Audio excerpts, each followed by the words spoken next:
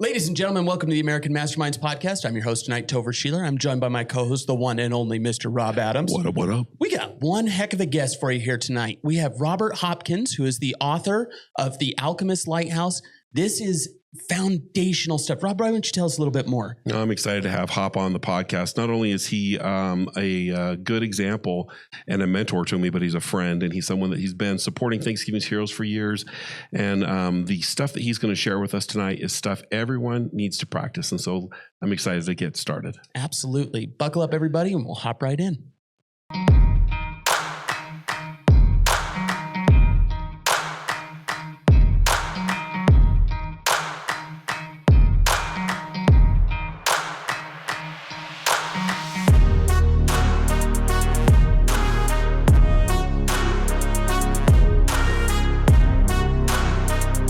Welcome to the American Masterminds podcast. Today's episode is brought to you by Blue Logic. What if the water your kids drink every day wasn't as clean as you think? Invisible contaminants, lead, arsenic, PFAS can slip through ordinary filters. With Blue Logic's whole home purification, you remove up to 99.8% of what shouldn't be there. Give your family water that's as pure as your love for them.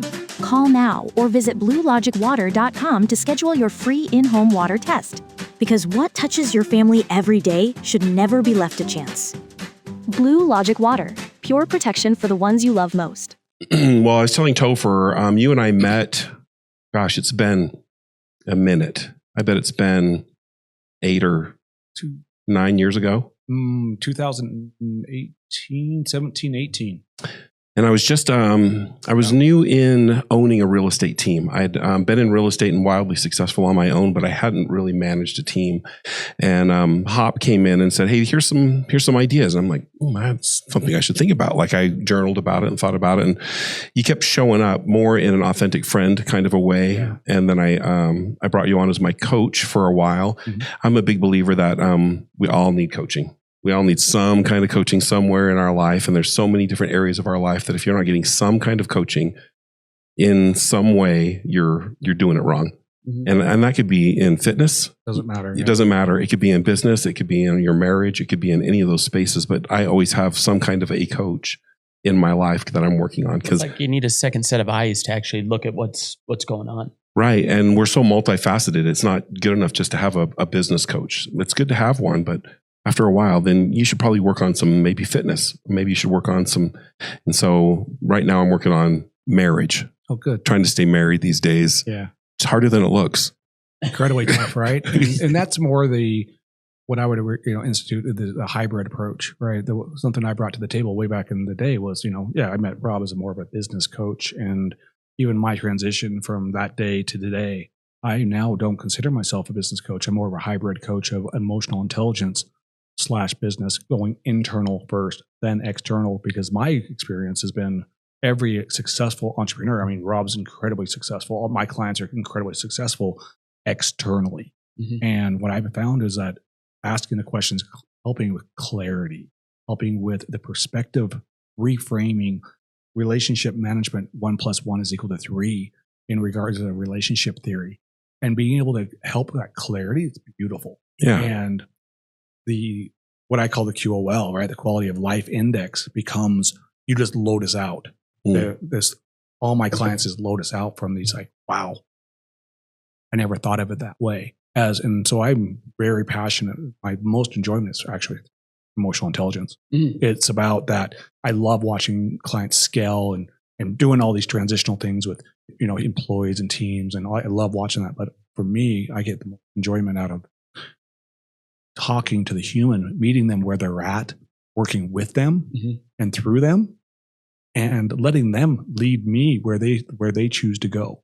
And that sometimes that's the darkest depths of their lives that they've kept behind these closets, just compartmentalized, and giving them the trust and the vulnerability from my own leadership by being vulnerable, which I love, and letting them experience that and let it know it's possible. And then they, again, helping transform a relationship.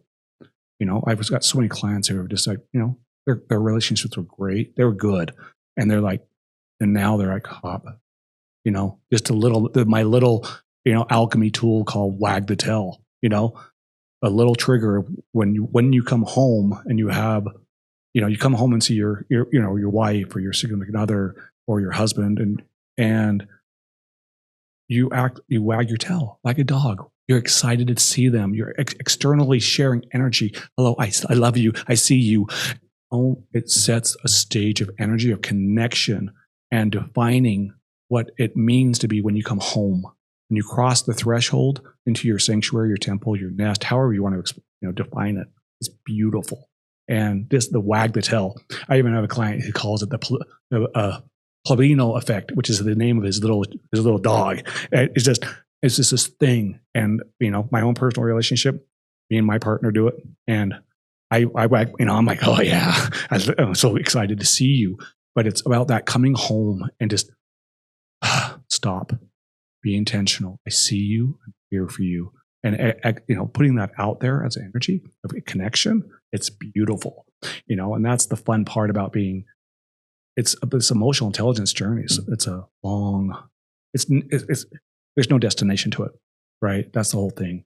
And it's always a daily, everyday thing. And being able to help clients with that opportunity for defining what they're choosing for themselves, harmony, ease, love, vulnerability, sensitivity, and then describing that and declaring it, then creating the behaviors behind it to make it true.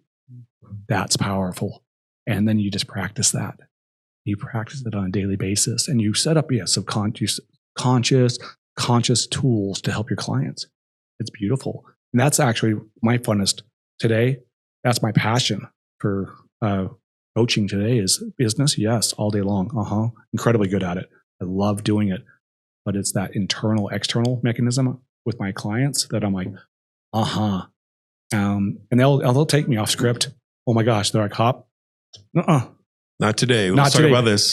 Can I talk about this because I have this employee who just did this, or my wife, or my son, or these experiences that are, oh my gosh, so polarizing, intense, and powerful for me. But I'm learning so much from them, which is I'm so grateful for.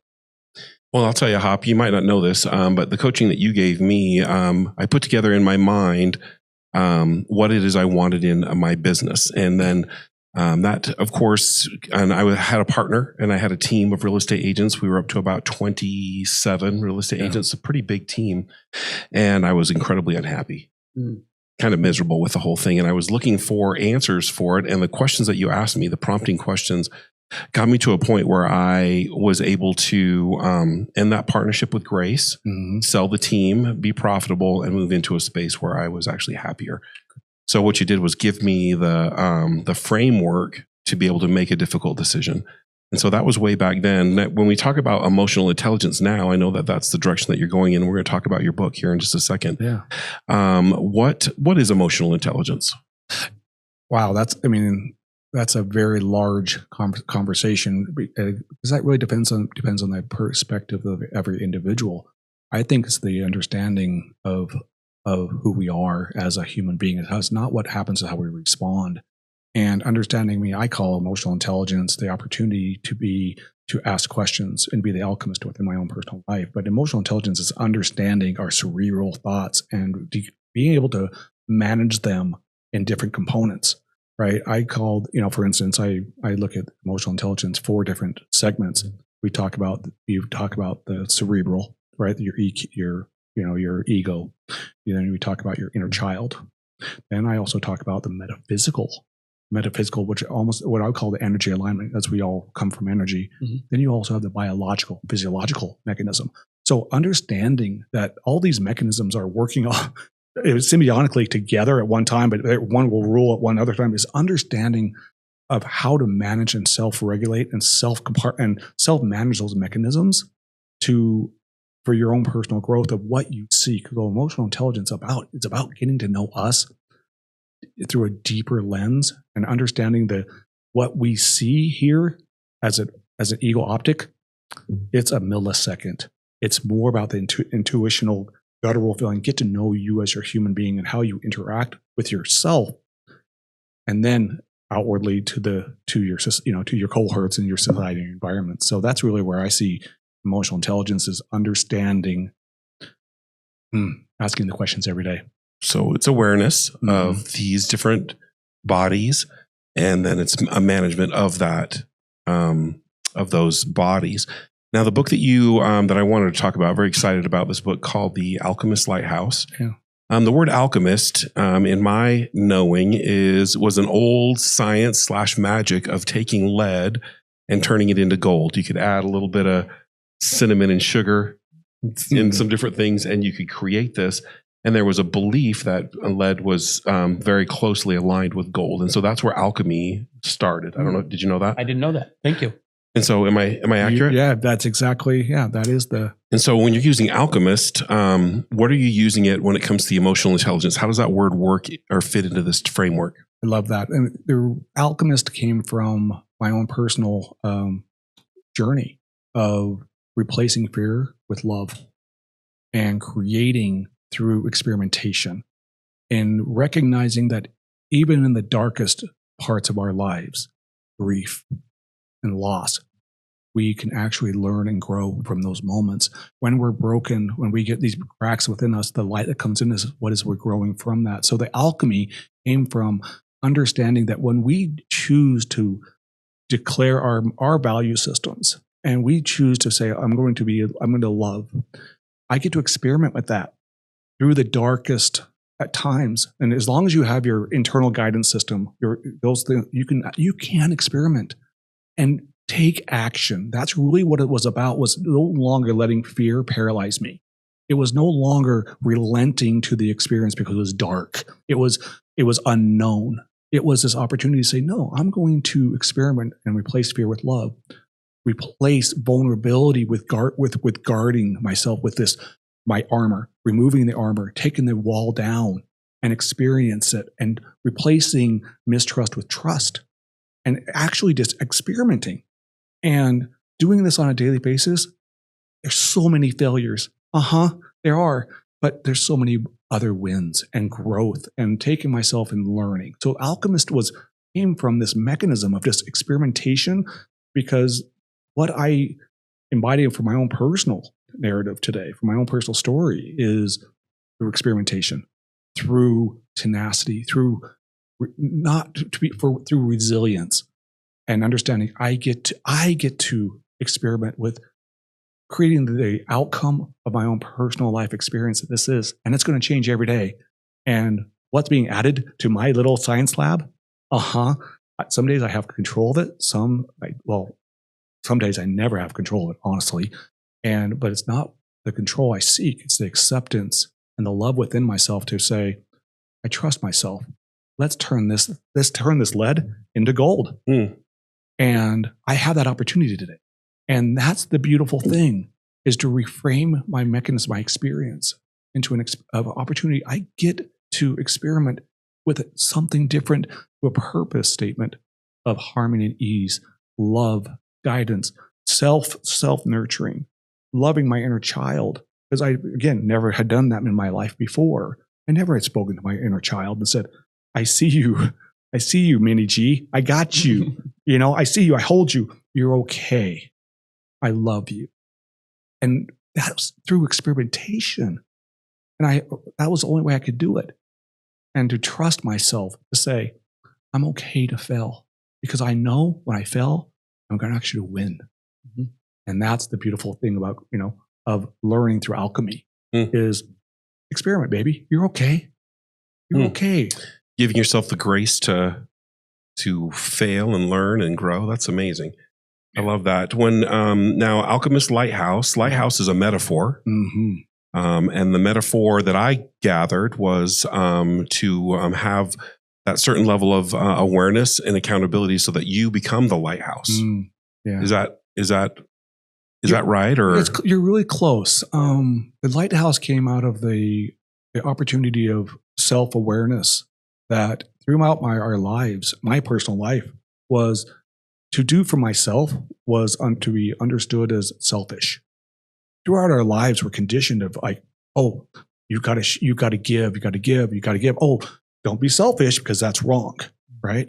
And so as I was coaching, right, as I'm coaching and I'm giving all this out there to this world of my clients and the people I love every day and giving everything I could, there was this thing. I felt like my cup was empty. I was seeking validation. I was seeking affirmations. I was seeking all this stuff still, and nothing was filling my cup. And with that mechanism, all of a sudden, this epiphany, again, I love my epiphanies, my breakthroughs through my own personal travels, was realizing that, hold on, stop. You get to give to yourself. And remember, when you give to yourself, you're brightening your light. And so the lighthouse actually became an opportunity to remove the guilt of putting me first in my narrative of my life. I come first because I can't help others if I'm drowning. And the more I give to myself, the brighter I become, the brighter my light becomes, and the more I illuminate the dark seas of life to let others know that it's possible. I'm the beacon. It's possible. And guess what? The possibility, it is inside of you. You are your inner light. You are the beacon. So that's where the lighthouse came from, was this rewiring of being this selfish mechanism. No, we get to put the mask on ourselves first. I can't help you. And understand that those waves are yours. Yeah. Those are your waves. So it's the actually least selfish thing you can do is self-care. I feel like if I go to the gym is my church. I get to the gym and I get really centered. I listen to my music. I'm around other people who are also kind of in the same journey. So it's very church-like for me. Do you know what I mean? And so, but if I don't take that time, my day is terrible. I have a crappy day. And so it's not about the muscles. It's about what it's doing for my brain. And if Annie will often be like, you just need to go to the gym. She'll tell me to go do that because she can tell that I'm backed up in my energy. And that self-care is, I can bring that home. When I bring that home to her and I'm healthy and I've got good energy, she's happy. And so my time away from my girls is the best thing I can do for them. It's the opposite of what I would have imagined. That's interesting. I love that. I mean, there is a thing about understanding. We are like, I call it the checking account, right? When you are continuing withdrawing from that account, what's happening to you? You're going into the red. So you got to deposit into yourselves. And I call that going into my top of my lighthouse, right? I'm sitting on the beaches. See, I'm here for you. I see you. I'm there. But there are times I get to go into my lighthouse, to go to the top of the lighthouse and get a higher perspective here and do some, screw in some light bulbs. You're okay. What does that mean though? Like for you, as far as that recharge and that energize, everyone's different. Everybody has different things. I enjoy exercising and journaling. What are your things? My things is journaling, self-perspective, being my third-party observer, being able to go, I call it going to my top of my lighthouse, and being able to give myself time, space, to be able to, and patience, be able to sit there and honor my existence. And how much time? Is this every day?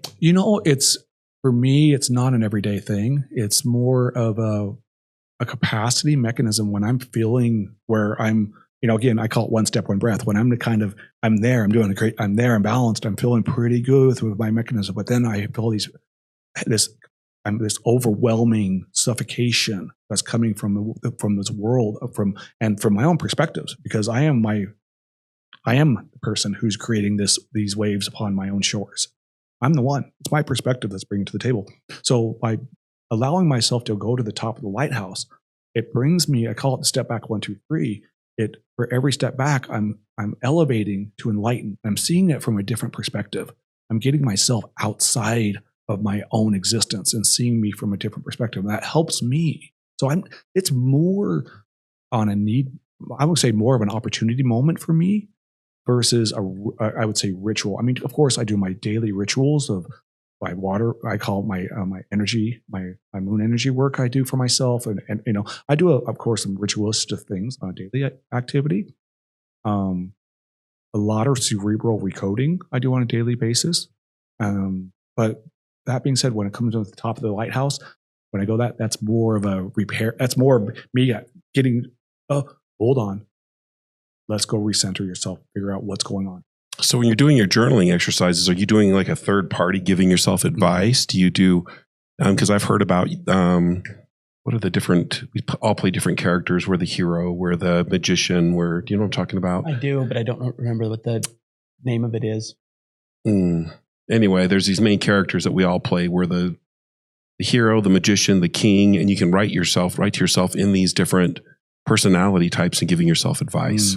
So that's something that I've done in the past. Is yours similar? Mine is similar. I do mine more on the director versus actor theory of, again, being the director of my own virtual life theater versus an actor of another, but then also the audience member, right? There's this thing I came across a couple of years, not even about a year or 2 years ago now. I was teaching, director versus actor theory. And that's amazing. It's a, be the director of your own life theater, right? Don't be an actor of another. And then I was teaching that for, a couple of years. And all of a sudden I'm like, this epiphany, hold on. Through my own personal work, I'm like, not all black and white in life like this. I can just be the audience member. So I actually write in all of those subjects, director, audience. And today I'm actually doing more of what I call my third party objector. And that is, I'm seeing myself as an observer and I'm seeing myself. And it slowed me down so incredible. I mean, even with the book, right? Today I'm reading the book with my partner, and every day I'm reading it, and I'm doing it with her, right, on a daily basis. And such an amazing outcome because I'm seeing myself as a third party observer and seeing the perspective of me. And what has it done is opened these floodgates of even deeper conversations that I get to then work. I'm at pages and pages of just writing that's now inspired another new book that I'm going to be writing. And it's a beautiful thing. So that's the fun part. So I want to kind of glean this because you hit on this in the book. What you're describing is really awareness versus thinking. Is that correct? Yeah. Reacting. Almost. More it's reacting. I would say more reacting. Okay. All right. That's interesting. So do you think that in your findings of this, is this age related? Great question. There is an age opportunity here. Yes. But Archetypes. Oh, you're in. Archetypes. Sorry. Archetypes, right? Yeah, there's a sorry. Archetypes. Archetypes. Okay, I got that. Okay. Yeah. Sorry. No, you're good. You're like, dung, dung, dung. Rob's brain just showed up. Talking about age. Oh, man, that was terrible. That's the trigger right there. That was amazing, right? Okay. I'm not old. I can remember things. I got the catalyst. Oh, Thank my you. gosh. Oh. Embarrassing. Okay, sorry. No, Age. you're good. And one of my funnest things I'm getting to do today is I have a couple clients who are actually, they're like, hey, Hop, I'd love for you to actually work with my team as well, right? So I actually have got a couple clients who actually let me work with their team, and a lot of them are a lot younger generation. And this is amazing because there is a wisdom to our age, right? To be able to see things and say, this is really not worth my energy type situation. I'm not going to respond to that mechanism. I'm going to let things go more because I know 90+% of things that I'm so concerned, so anxious about don't come true. Yeah. Neurologically. I'm like, so why are we even so attached to it? And so I'm getting the opportunity to work with the younger generation. And what I'm finding is such an amazing traction with them. They're yearning for this emotional intelligence. This when they feel it and they see it and they start, oh my gosh, wow, these tools, because I actually offer what I call alchemy tools or tools to be able to work with.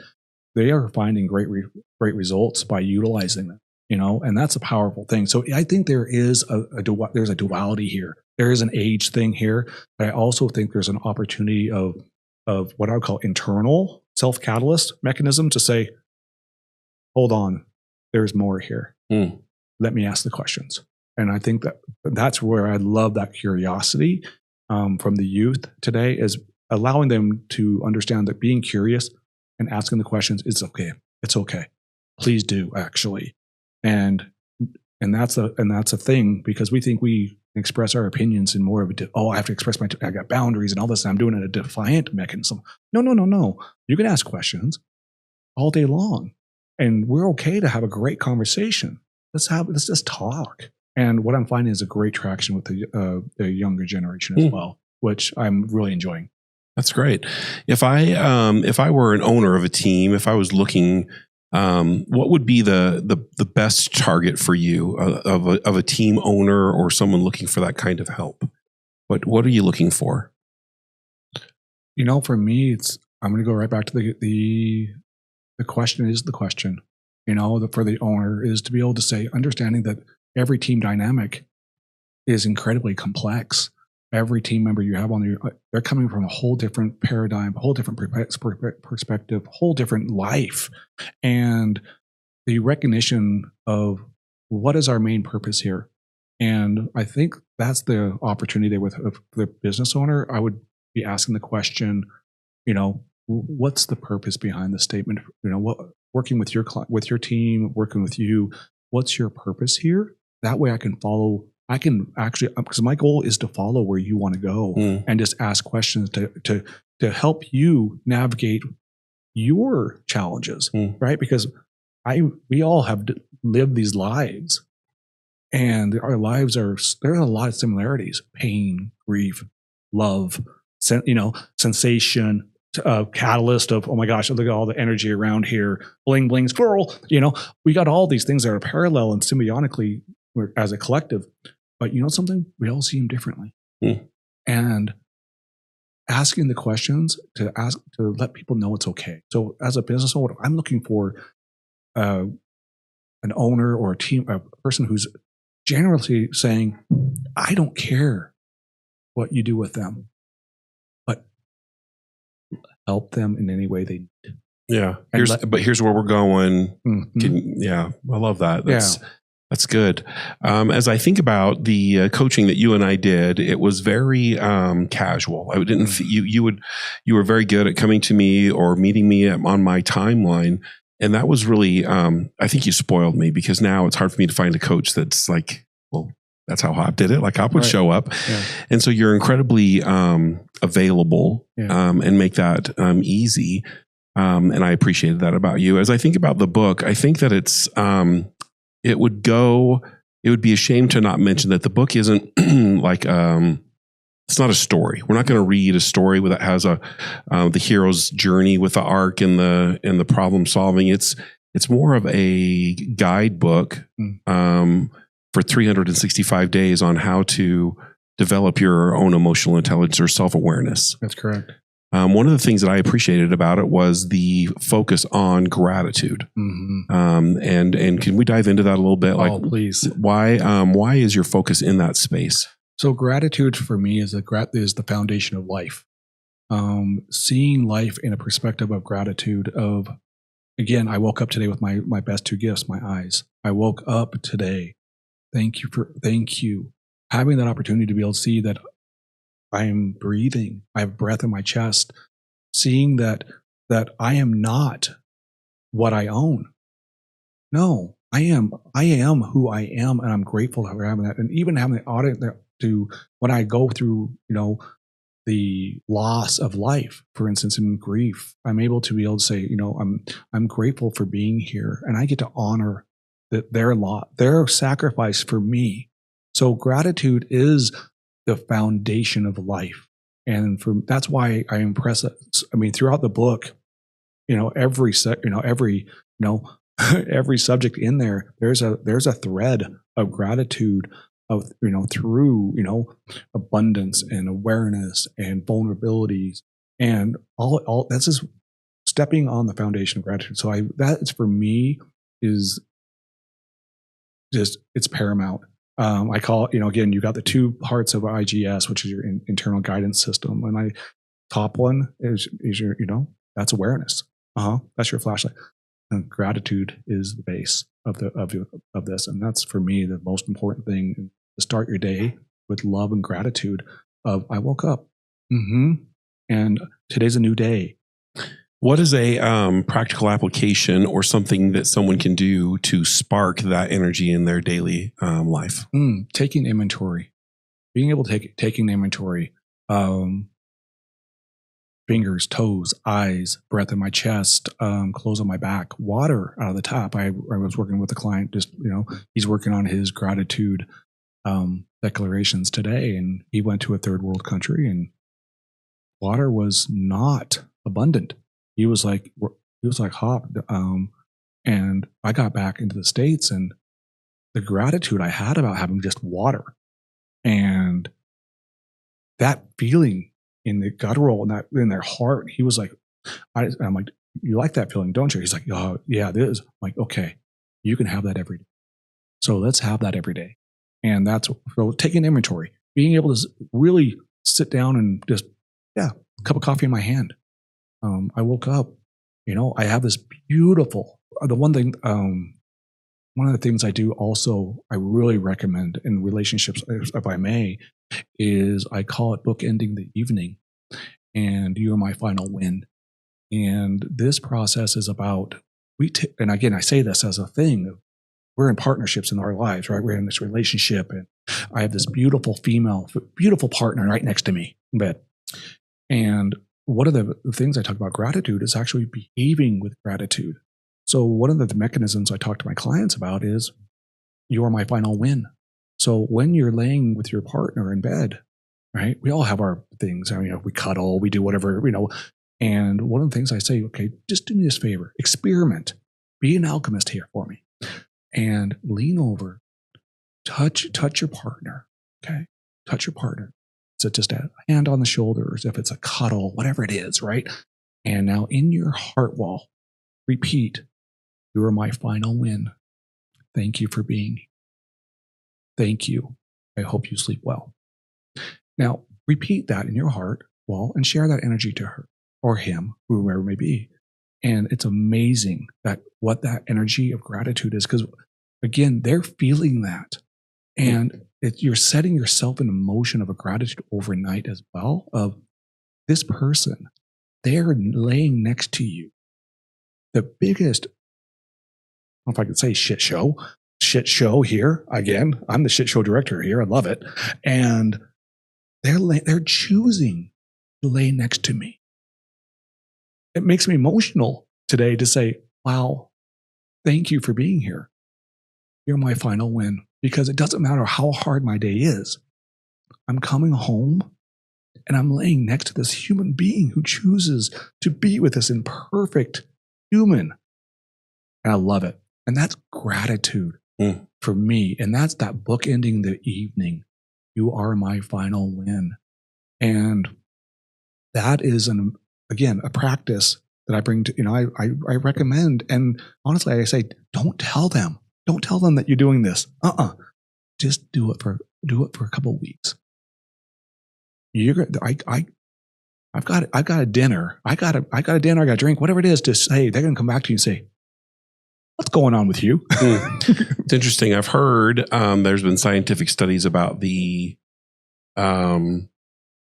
magnetic EMFs of just our heart, of the field that we're putting out there. When you hug someone, you heart to heart. If you hug them heart to heart, like it's a better hug. And it's interesting, if you were to put that in your heart and they're laying beside you, like they're within your EMFs. You know what I mean? It's like you're radiating love into their space, and it would be into their heart space too, because they're in that same range. And so I think, and I'm a huge believer in frequency and all that. And so I think that just makes sense. Like if you're gonna get a sunburn, you get out in the sun. You know what I mean? It's the same idea. And so I'm gonna give it a shot. Annie, if you're watching this, beware. Wait, right? no, Beware. she's not supposed to know. No, she doesn't watch. She doesn't know. She's like that guy. Yeah. So I hope that, again, that's a tool. Again, I call that an alchemy tool, right? Of experiment with this.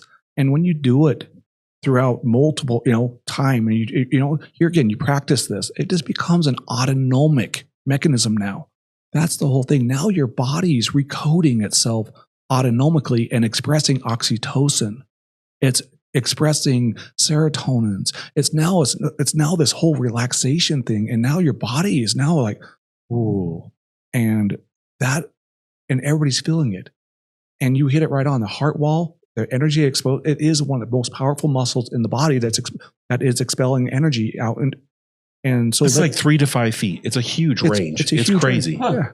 And it's powerful. So this is something, again, gratitude, practicing gratitude in the morning, taking inventory as I woke up and, expressing that gratitude of I woke up. Thank you very much. Because guess what? The other option is something it's reality is going to happen.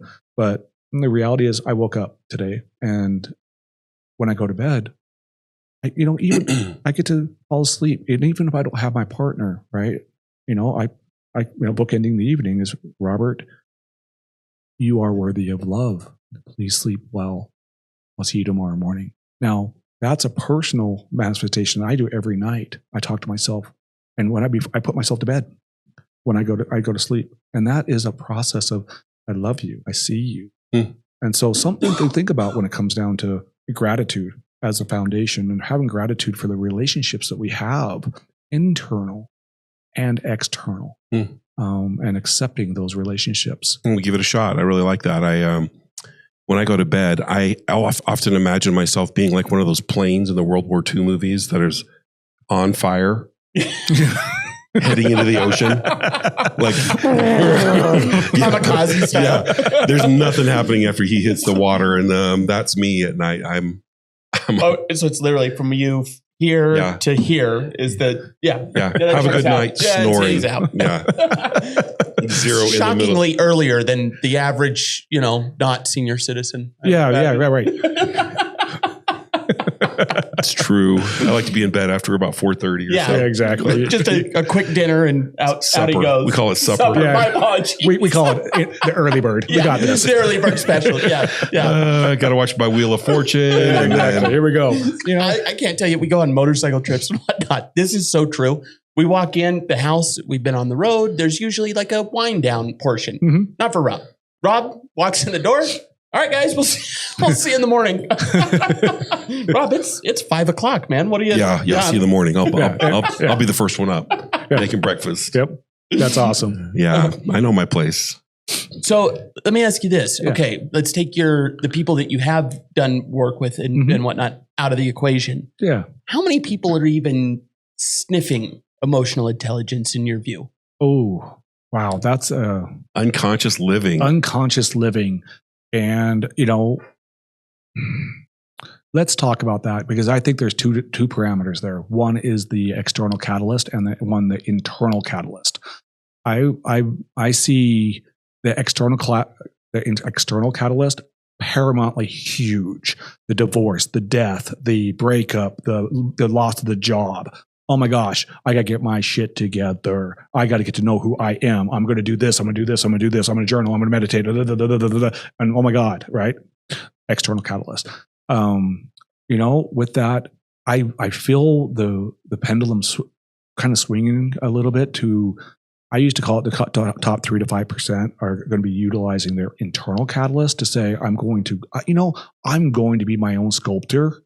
And I'm the marble, and I'm going to continue growing self-conscious. I'm going to start work, internal work, and that's I'm going to say that's a lot less than that I would normally see on external catalyst all day long.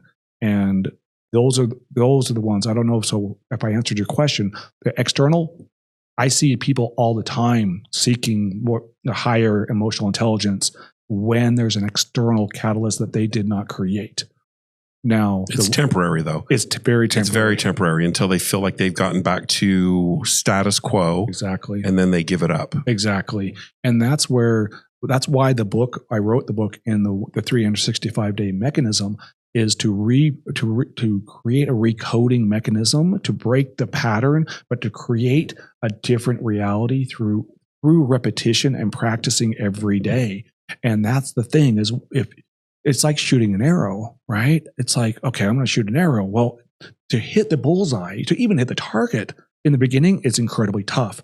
But the more repetitions I do this, everything autonomically, muscular, cerebrally, I now start training my whole entire systems to actually, now I can wear a blindfold and I'm hitting the bullseye every day because I practiced it for 365 days, for instance.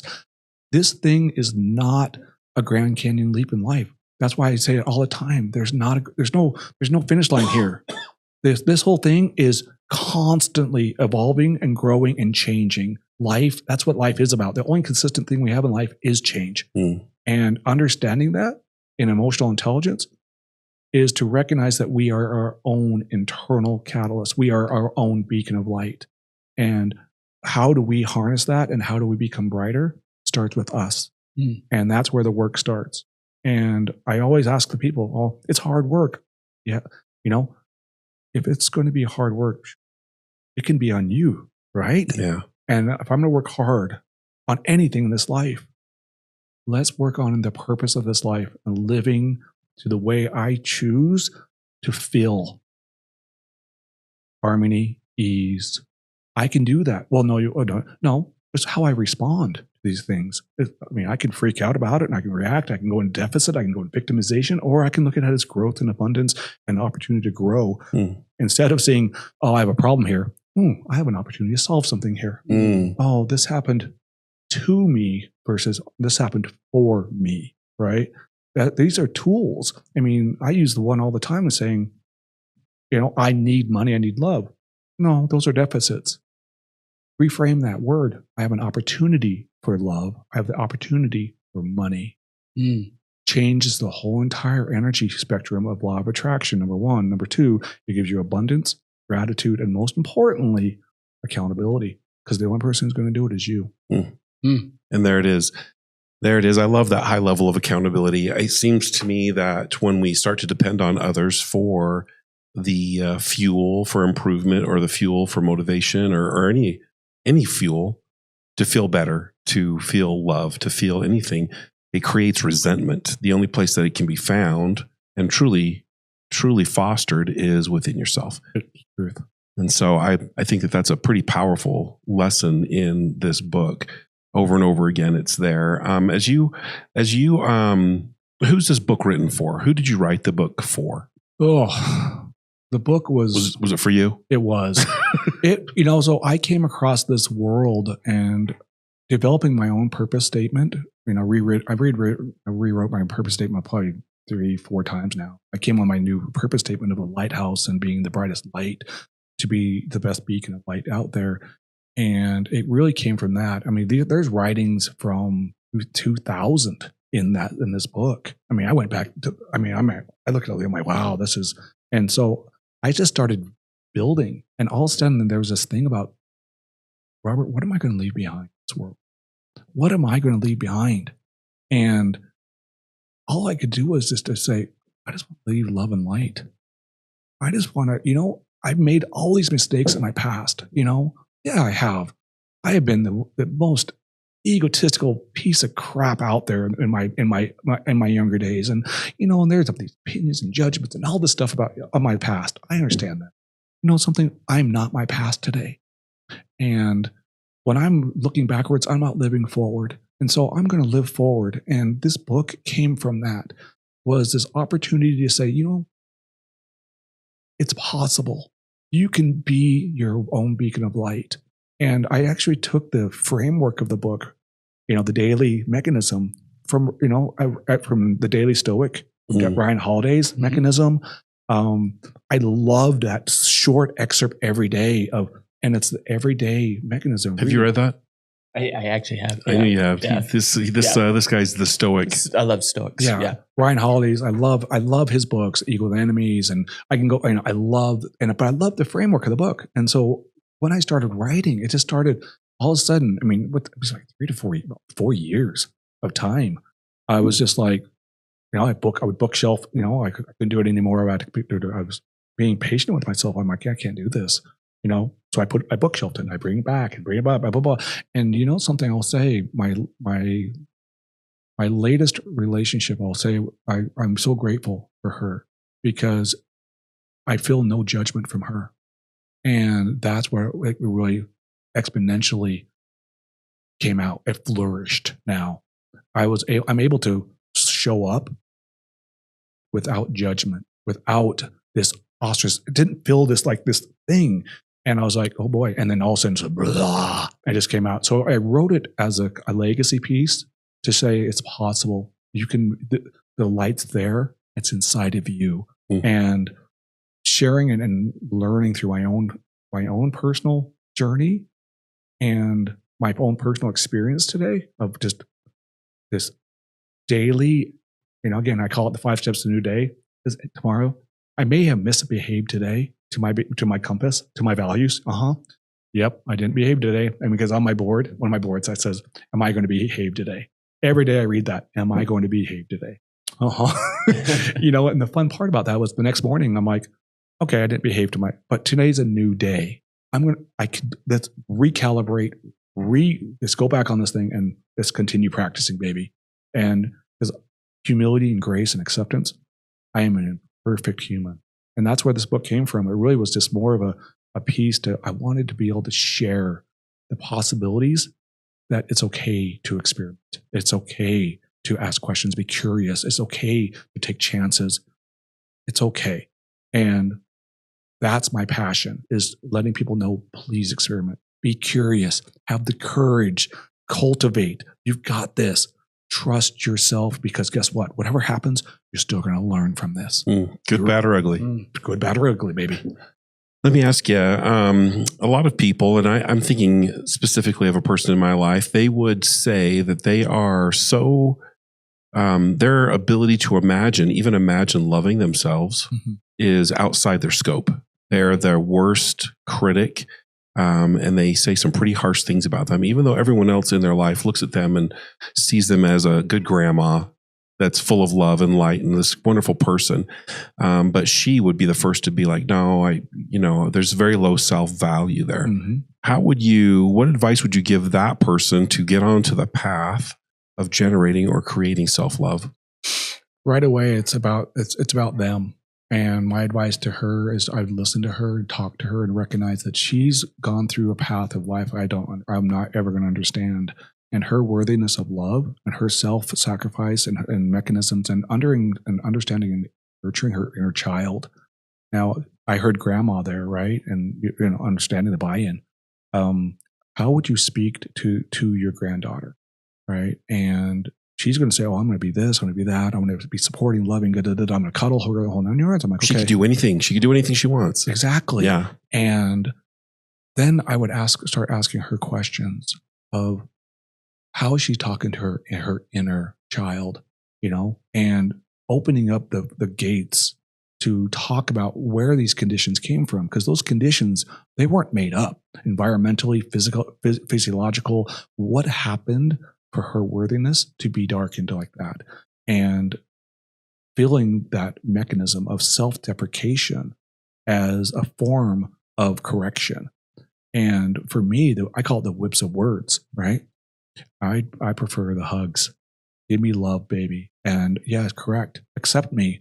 Don't enable me. Hold me accountable. Yes, but I'm going to love you as I do that with you. And I would give her the advice of, meeting her where she's at, number one, working with her and through her and asking questions and reframing conversations for her, and really start leaning into, again, I'm going to call it shadow work, and start asking questions about shadow work and embellishing, talking to that inner child. And how does she speak to that inner child? Using that catalyst of being, a grandchild, for instance. And because there's no difference. The way we speak to our inner self, there's no difference on how we talk to our child, right? And again, for me, I mean, the best ability I'm going to talk to my daughter with love and grace, with everything I have in my heart. Now, the way she receives it, but I can only solve me. And here again, your inner child, they're scared. They're scared to feel love. And I was probably lean into a hard and with this individual and say, she's scared. And again, I can tell you out loud, being fearful and scared of love, that's real. And I can tell you personally, it is real. Yeah. And I would really work with her on that. So kind of to piggyback on top of that, it's one example, but in your view of what you've seen, what is the most dangerous or most common lie that people tell themselves? Ooh. I am whole. I am whole. I'm complete. I don't need help. So they're not curious. They're not learning. They think they're full. Their cup is full all day long. And so they're probably stagnant. Well, that I think bleeds into the we wake up today, we go to bed, we wake up, and then that turns into Monday. Then it's 1 month, 2 months, Christmas, and then we're 65 and we're done. I call it the merry-go-round, right? You're just on this merry-go-round and you're just going on the same existence. You just twirling it, and the longer on it, the faster it goes. It's harder to get off. And I think it is that mechanism. Oh, my life is amazing. I'm good. I don't have any problems. I'm good. I'm whole. And I will tell you personally, I can say that out loud. Why? Because I'm looking in the mirror right now. I will share that one of the hardest things I've ever had to do in my whole entire life is what I'm doing today. Is all my life I've never asked for help.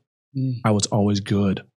I was the scrapyard dog. I fought for everything I could. Wasn't given any, I have a pretty dark story, but I never asked for help. And I was always the one who was okay.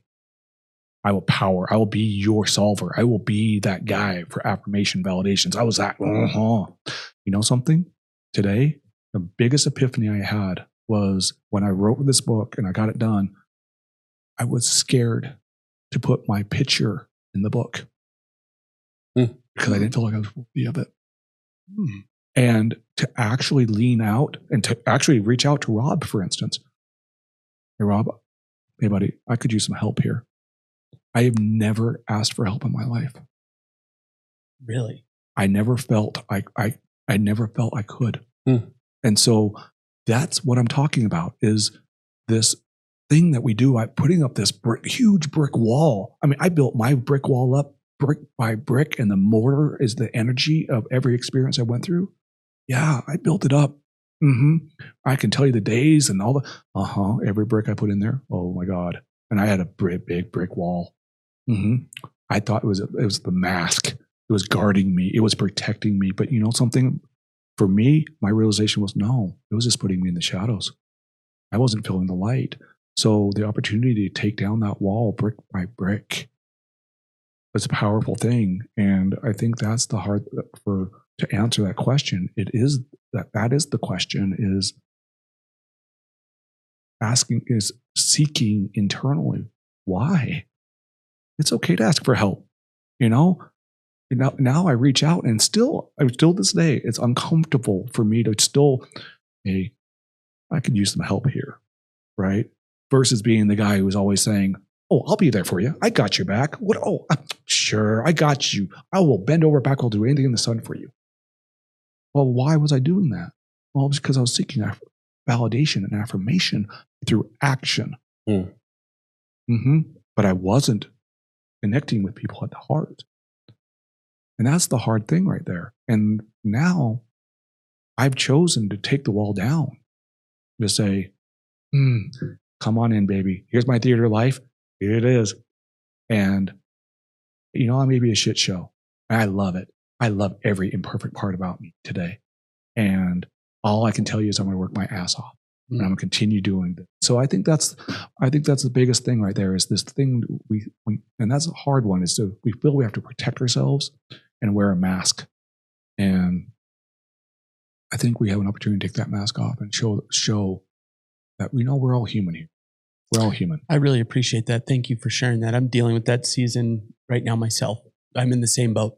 I've never, for other reasons, whether not necessarily worthiness, I just never trusted anybody to actually help me. Yeah. And I'm now in a season where that's the only way that this is going to get done.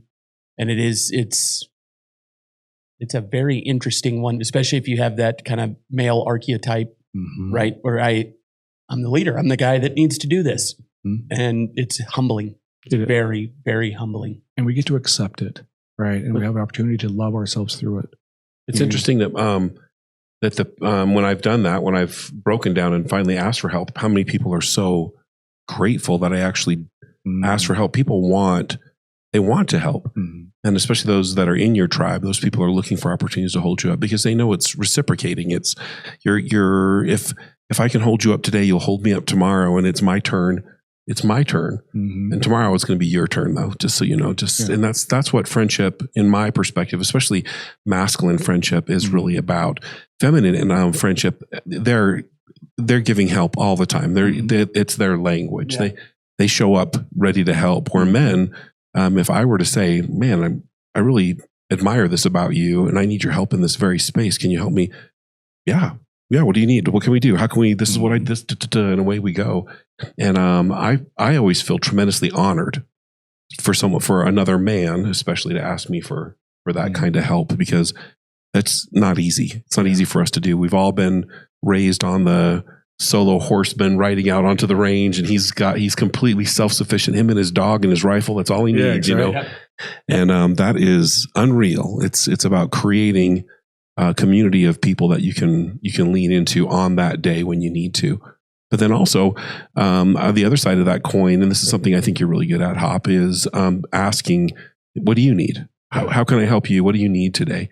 And having the courage to actually want to do that, rather than it's not just, these aren't just words. I honestly want to know, what can I do? Yeah. And I think one of the biggest, even to one of my number one messages I share with myself daily today is the one thing is that realization of, I'm going to be here for you. I've got you. Yes, I'm there with you as a friend, ally, whoever you need me to be. Yes, I'm there with you. The one thing I realized, though, for my own personal paradigm as well, is my goal today is I'm not going to do me on you. I'm not. My thing is, I'm going to help you, but then I end up doing me on you. Explain that. Well, I'm going to help you, but I'm going to help you my way. Oh, take my recommendation. Oh, do it this way, right? And it's still there's still a control or ego mechanism there. It's still happening. It's like, no, I've got this control. I'm going to help him, but I want you to help me in the way that I see it, right? And the one thing I've reframed on that under my own personal lesson is, hold on, no. It's the perspective. I'm going to meet them where they're at. Tell me more. I hear you. Okay, tell me more. I'm going to meet you where you're at and then work with you and through you, because the way I'm seeing it is not reality to you.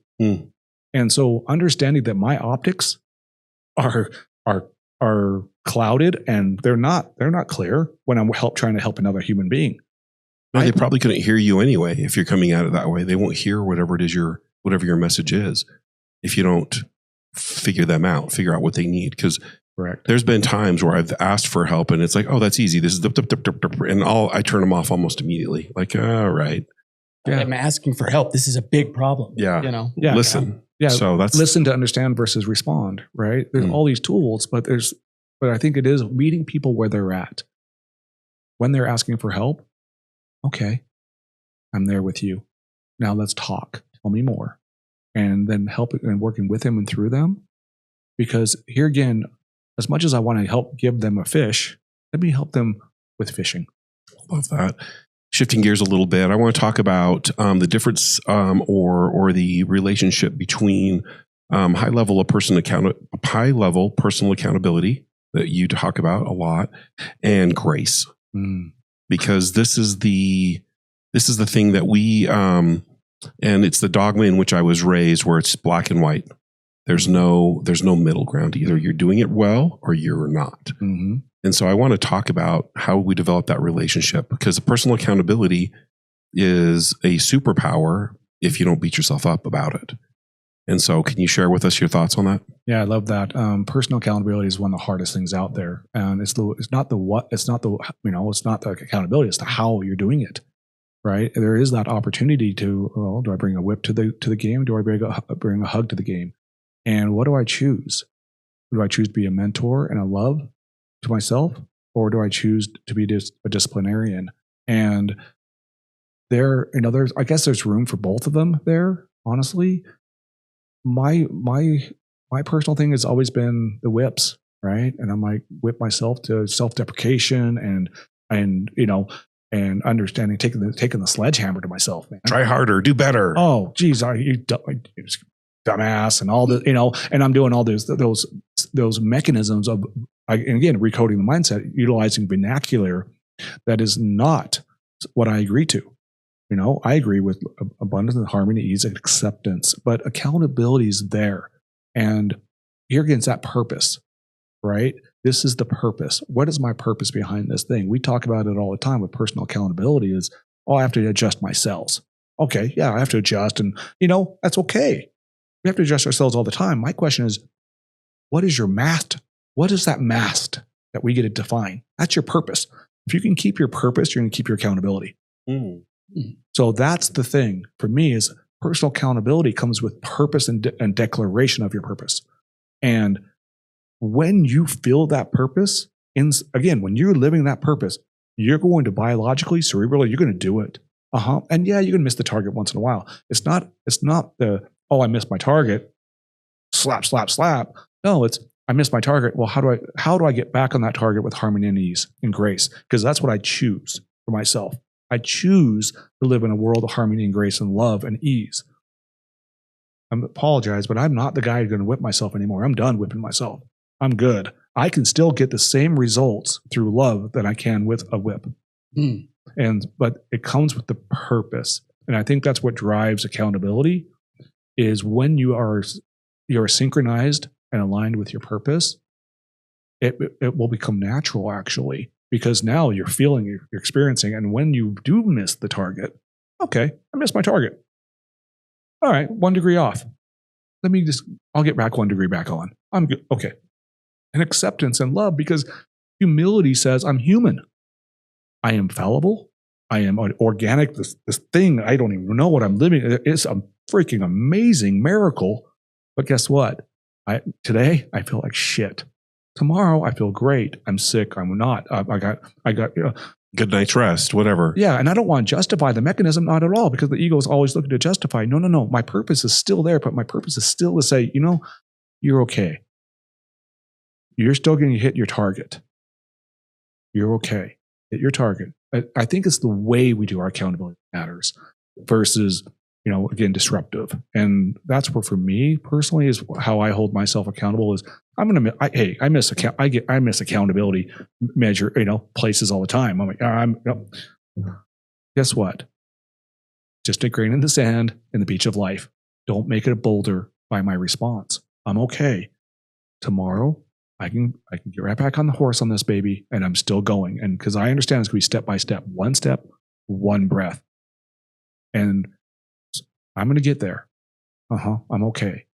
But it's more of, I don't want to be disruptive to my own personal experience of life, quality of life, and how this experience is. I have such a beautiful opportunity here to live in this. And I call it the hourglass of life. The grain of sand is dropping every day. Every day, a grain of sand is dropping. I don't know when my last grain of sand is going to drop. So I'm going to embellish and hold every grain of sand I can to the best of my abilities. And what does that mean to me? That's a purpose that says I'm going to hold myself accountable. Yes, but guess what? This grain of sand, I'm going to ensure that I'm still enjoying my day with harmony and ease and love. And even though I failed today, it's how I fell and how I recover. And I think that's really where the grace comes in is, again, how would you talk to your son when they fell? You're going to beat them up and all that. No. You're going to hold them. You're going to hold them. You're going to talk to them. You're going to give them accolades. Hey, you've got this. You're strong. You got this. You're relentless. We get to do the same thing for ourselves. So I think that's the big thing for me in accountability is recognizing we're all human and we're going to miss the target. And that's okay. It is okay. It's, in fact, necessary. It is. Yeah, it's a weird thing that we can be more than just okay with it.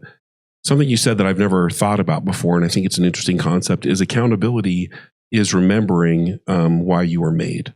Accountability is remembering why you were made. If you remember your purpose, Topher, like this is what God made me for, this is why she put me here, then your accountability becomes secondary. I don't need accountability anymore because I'm in my purpose.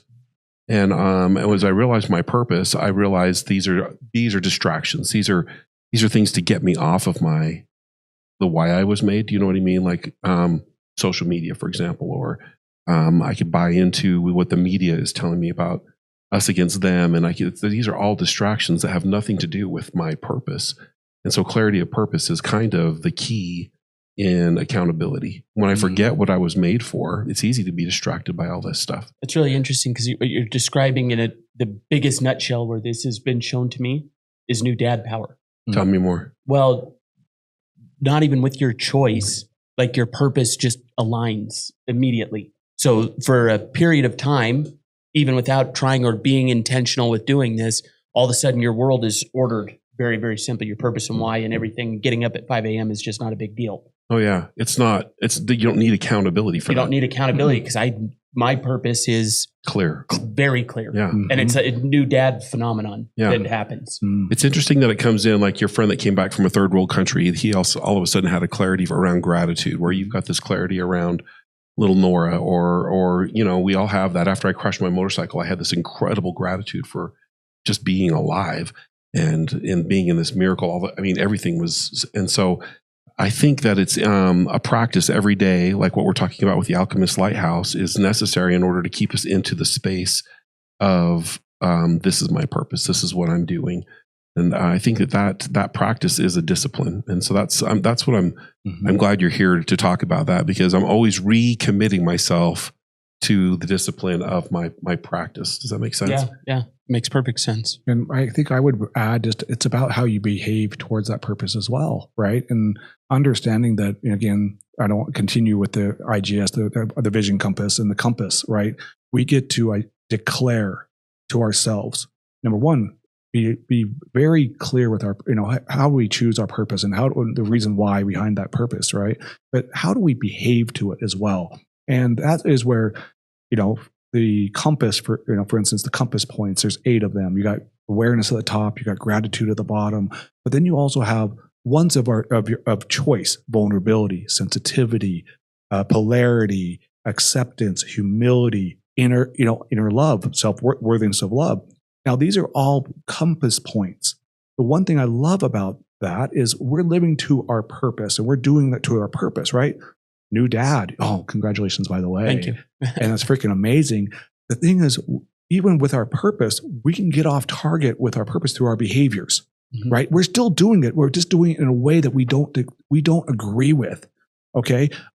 I was a father who, purpose. I was a father and a brand new daughter. I took on 2 boys overnight. I went into a father of 3. You know something? I'm an amazing father. One thing to this day, read it in my book, is I was an amazing father mechanically. I didn't align at the heart with them, right? It was the how. And I did get angry. I got angry with them. I got frustrated through expectation, mismanagement, expect blah, blah, blah, blah. That's not what I agree to today.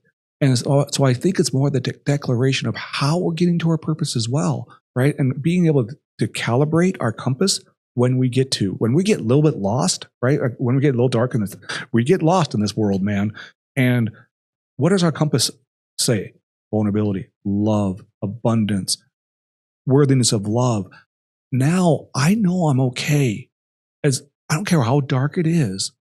If I follow my compass points, even to death, I'm going to be okay. Because I'm following how I choose to behave through my own value statement. So I'm sorry if I'm interrupting, but so your compass is defined by your own value statement. That's correct. Everyone has their own compass. That's correct. There's not just like a standard of these different things. And so how would I define my points? How would be the best way to do that? That's so that's actually a program I built out called the 5 Steps to a New Day.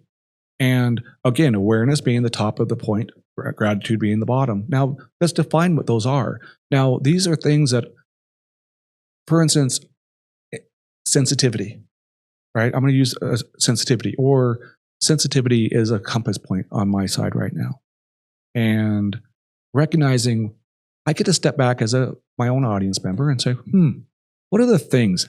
Patience, acceptance. I really never much accepted myself, right? And so what I typically will do is I'll help clients identify the areas that they align with, number one, right? But the ones they actually don't align with. I get angry. Okay, well, let's talk about being angry. Why are you angry? Well, this, the blah, blah, blah. Okay, that's lack of patience. That's expectation mismanagement because you're frustrated and you have not made an agreement on something. And so now you're disappointed and upset because your expectations not being met. So now you're frustrated. Now you're mad. Okay, let's talk about root subjects. So my recommendation is identifying through our own human experience, because they're all different. We all have our power. Worthy of love. Okay. Well, okay. I get to define what that means. I get to speak softly to myself with kind words. I get to hold myself, nurture myself.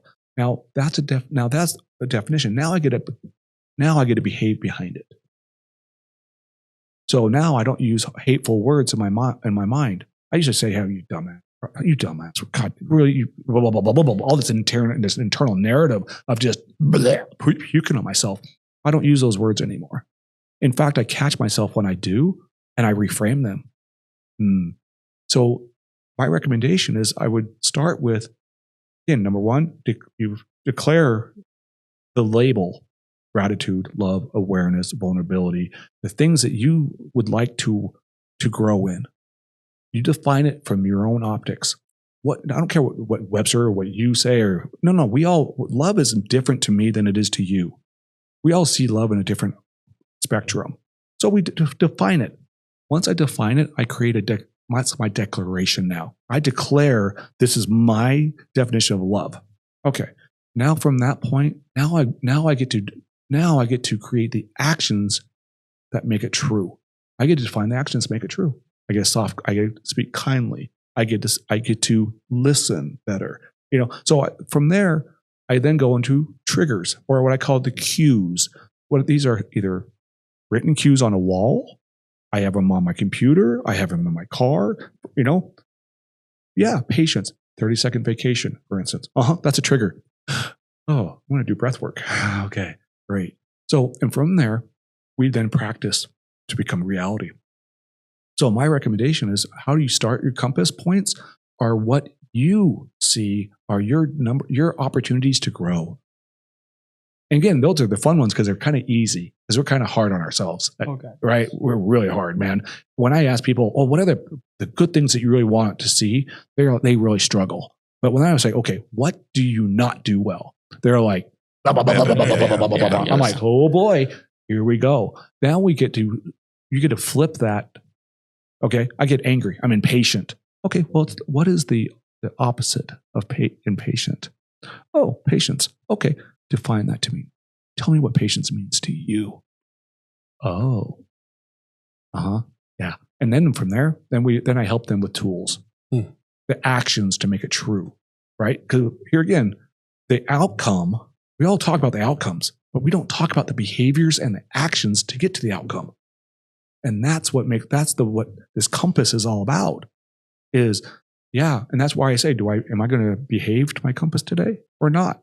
There are days I don't. I let my ego self go into defensive mechanism last night with my relationship. Yep, I am so sorry I didn't align with my compass last night. Thank you. But I have got back. I'm back on target this morning. Again, I was 1 degree off yesterday. Gosh. Well, yeah, I let that get into me. I'm so, thank you for your patience with me. It wasn't malicious.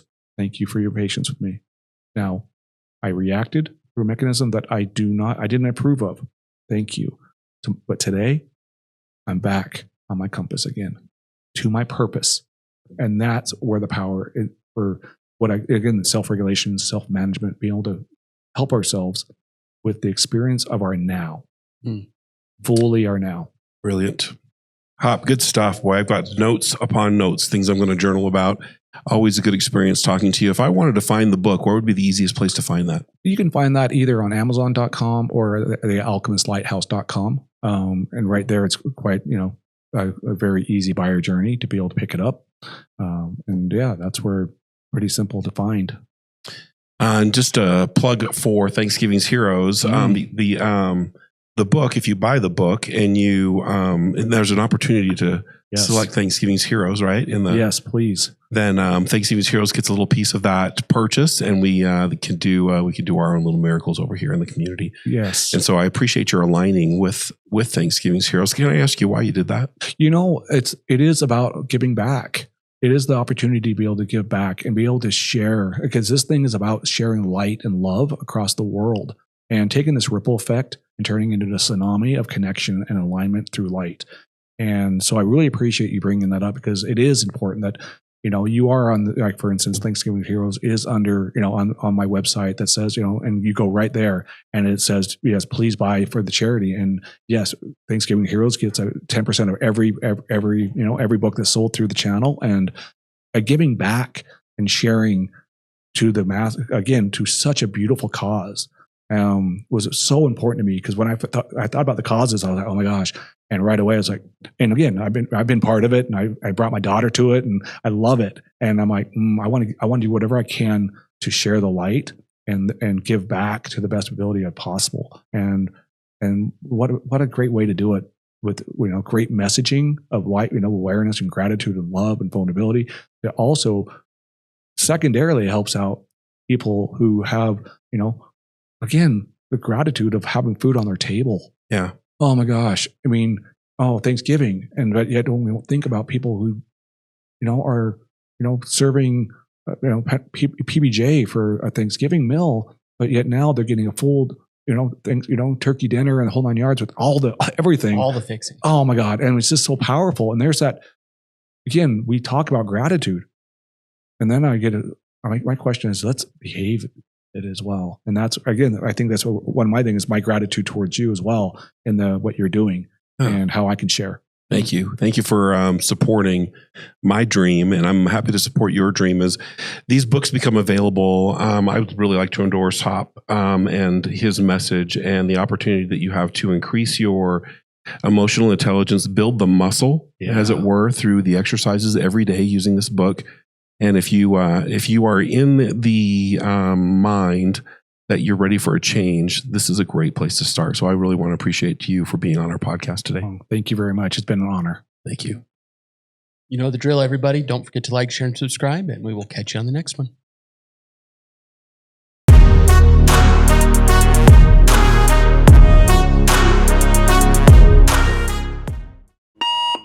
Stuff that he's going to share with us tonight is stuff everyone needs to practice. And so I'm excited to get started. Absolutely. Buckle up, everybody, and we'll hop right in. Hop right in. Look at that. I like that. Thank you. Is that good? That was freaking awesome.